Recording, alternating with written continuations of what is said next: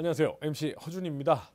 2021년 신축년이 밝았습니다. 대한민국의 차세대 먹거리로 대두됐던 AI 과연 어디로 흘러가고 있을까요?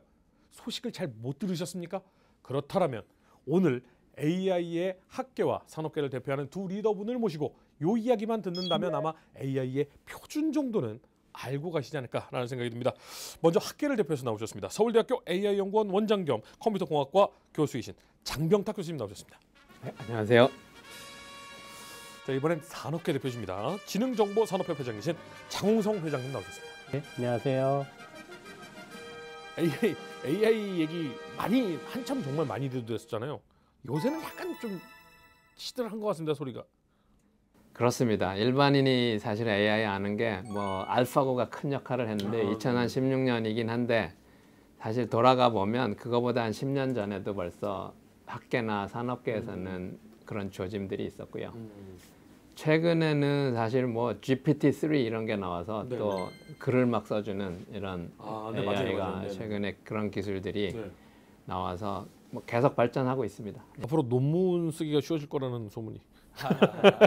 농담입니다, 교수님. 그걸 심사하는 AI가 아마 또 잘라낼 거예요. 그런데 사실은 이 연구가 계속된다고 해도 이것이 산업으로 발전이 돼야 되지 않겠습니까? 그런데 산업 부분에 있어서는 조금 약한 것이 아니냐. 그래서 사실은 지능정보산업협회가 탄생한 거 아니겠습니까? 지능정보산업협회가 이제 탄생한 계기가 알파고 아까 말씀하신 대로 네네. 이제 2016년 알파고 이후에 이제 설립이 됐습니다. 네. 국내 이제 그 AI에 대한 생태계를 활성화하는 측면에서 생겼고요. 작년, 재작년 뭐 이렇게 쭉 커와서 지금은 한 회원사가 한 180개 정도 있는 상태로 굉장히 많이 이제 발전해 왔습니다. 그럼 이제 알파고 이후에 이번 이루다. 이거 알파고는 왠지 기술의 발전 같은데 이루다 가면 사건 이런 느낌인데 어쨌든 이 사이에 부흥 떴던 AI 그리고 앞으로의 우리 AI에 대해서 오늘은 좀 가볍게 얘기를 너무 막 기술적으로 뭐 이렇게 너무 심각하게 들어가지 않고 가볍게 한번 이야기를 나눠보도록 하겠습니다. 이 질문은 안 하고 넘어갈 수가 없죠. 올해 AI 기술이라고 한다면 당연히 꾸준히 가오는 것도 있지만 뭔가 좀 이렇게 확 튀어오르는 기술이 좀 연구되고 있는 게 있습니까? 이제 주로 대화하는 시스템이나 그러니까 Siri 뭐 그러니까 우리 스마트폰이나 이런 데 들어 있거나 그렇죠. 아니면 스마트 스피커라든지 아니면 가전 제품 이런 데 이제 말하고 시각 능력을 갖고 이런 것들은 사실은 산업 쪽에서는 계속 연구가 되고 있고요. IoT에 가깝다고 봐야 되나요? 하고 연결되죠. 연결되죠, 일상생활에. 이제 그런 게 한 가지고 그다음에 뭐 자율주행 자동차나 자동차를 사시면 사실은 숨어있는 AI 기술들이 많습니다.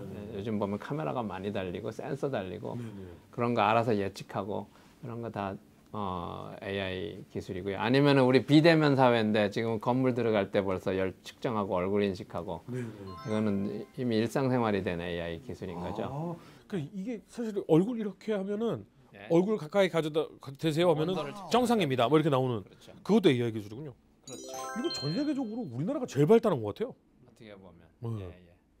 사실 우리가 AI라는 거를 뭐 좀 다르게 볼 수도 있지만은 이미 생활 속에서 AI가 엄청나게 들어가 있죠. 뭐 예를 들어서 여러분들 뭐 쇼핑몰 들어가서 뭐 검색하고 뭐 하면은 관련된 거 추천해 주는 거 있지 않습니까? 뭐 이런 거 해준다든지 또 이제 뭐 구글이나 네이버 이런 데 들어가서 검색하다 보면은 이미 뭐 한두 자만 써도 관련된 거 쫙 이미 다 보여주잖아요. 뭐 그런 것도 AI 자동 완성이고 그렇죠.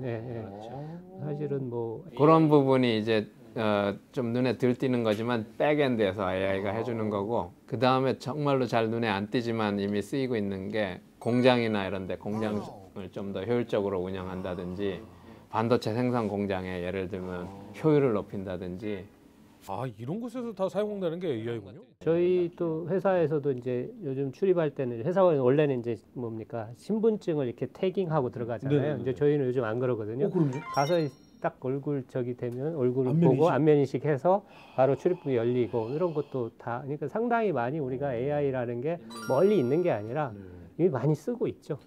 대한민국의 AI 기술은 엄청 발전할 수밖에 없는 일단 산업 기반을 가지고 있잖아요. 그래서 뭐 반도체라든지 여러 가지 분야가 우리나라 워낙 앞서가는데 그러면 진짜 이거는 산업계에서도 요거 요 안에 뭔가 일 터진다. 요거 좀 기대해도 좋겠다라고 하는 혹시 계획 같은 게 준비된 게 있나요? 뭐 물론 이제 AI 기술 가지고 굉장히 새로운 비즈니스를 만들어내는 네, 요즘 네. 뭐 자율주행이 됐든 뭐 이런 것들도 많이 만들어내기도 하는데요.